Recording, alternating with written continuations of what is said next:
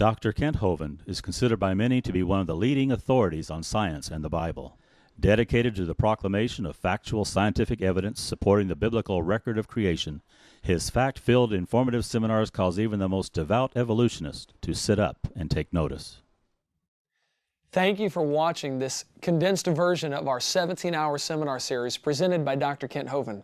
This version presents just a few of the highlights from parts 1 through 4 of our 7-part series. Coming up, you're going to see real science that proves the Earth cannot be billions of years old, and see how the science that's been discovered totally undermines the theory of evolution. Dr. Hovind covers topics like the Big Bang Theory, the first and second law of thermodynamics, the conservation of angular momentum, and the population growth rate, just to name a few. Enjoy part 1 of the seminar series. My name is Kent Hovind. I taught high school science for 15 years, and now for 16 years I've been an evangelist doing seminars on creation, evolution, and dinosaurs. And I tell people right up front that I believe the Bible is the infallible, inspired, inerrant word of the living God. I believe it from cover to cover. I even believe the cover on mine.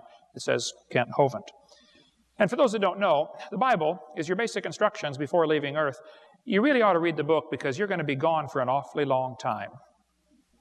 I mean, when you leave here, there ain't no coming back, so make sure you're going to the right spot. Okay.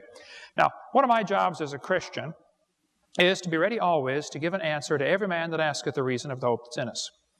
I think in the last few hundred years, the Christians have not done a good job of answering this evolution theory, and we've allowed this philosophy of evolution, actually it's a religion, we've allowed this religion to take over our school system, our legal system. Our whole thinking process now is based on a philosophy which has zero scientific evidence. None. We've been offering $250,000 for anybody with any real scientific evidence for evolution. That offer's been out there about 12 years now. There is no evidence for it whatsoever. People believe in it, I understand, but that doesn't make it science. Now, there are two ways to look at this world. That's called your world view. How do you view this world? Some people look at the world one way and some look at it another way. We'll talk about that in a minute. But the way you view the world determines how you will answer the 4 great questions of life. There are 4 fundamental questions that every single religion on planet Earth tries to answer. Who am I? Where did I come from? Why am I here? And where am I going when I die?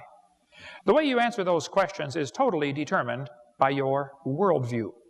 Some people look at the world and say, you know, it's amazing. A Big Bang made this from nothing. That's the humanist worldview based on the evolution theory. Other people look at the world and say, you know, there's incredible design.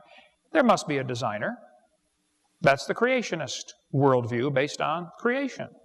And those two worldviews are at war with each other. I mean, somebody is wrong. And I enjoy showing them who they are. We like science. We're not against science. But I'm against poison mixed in with the science. That's all. Here's a first grade textbook. I'll show you what I'm talking about. They tell the kids in first grade, Earth has changed much since its formation 4.5 billion years ago. Now just hold on a minute. Is the Earth 4.5 billion years old? No, as we'll see in a minute. But if you tell that to a first grader, he's going to believe you. First graders believe everything you tell them. I did. And then tell them again in second grade. Since its formation 4.5 billion years ago, Earth has changed. Down at the bottom it says, life too has evolved on Earth. This word evolved is a very tricky word. I've done over 90 debates and about 7,000 radio and TV call-in talk shows, and I've learned how to win the debate on evolution in the first 5 minutes. It is so easy. If somebody says, do you believe in evolution? I say, well, what do you mean? Well, you know, evolution. No, which one are you talking about? There are 6 meanings to the word. Are you talking about cosmic evolution, the origin of time, space, matter? I don't believe in that with the Big Bang. We'll talk about that in a minute. Are we talking about chemical evolution? Because according to the Big Bang theory, the Big Bang, you know, produced hydrogen and maybe some helium. Well, then how did we get all these other elements? Do you want me to believe uranium evolved from hydrogen? They'll say, well, yeah, fusion. You have fusion in stars. Yeah, but you can't fuse past iron very well. Number 2, you got a chicken and an egg problem here because you have to have the stars to make the elements and the elements to make the stars. Which one came first? Which brings up, of course, stellar evolution. How did the stars form? You know, nobody's ever seen a star form. Scientists don't even have a clue how a star could form. No even good theories about star formation. We cover more on that on video 7. But we see stars blow up all the time. It's called a nova or a supernova if it's a big one. That happens all the time. But we never see one form. And yet there's enough stars out there that we know about that everybody on planet Earth, every single individual, can personally own 11 trillion stars to yourself.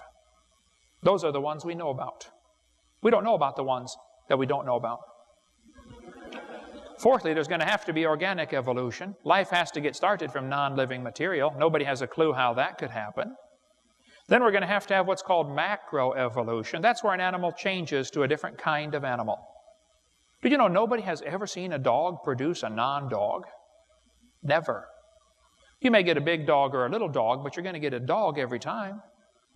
And it could be that the dog, the wolf, and the coyote had a common ancestor. I wouldn't argue about that. They probably did. But every 5-year-old kid knows they're the same kind of animal. I'll show you. Is anybody in here 5 or 6? Who's 5 or 6 years old? Anybody? How about, we got one? Okay. How old are you, buddy? 6?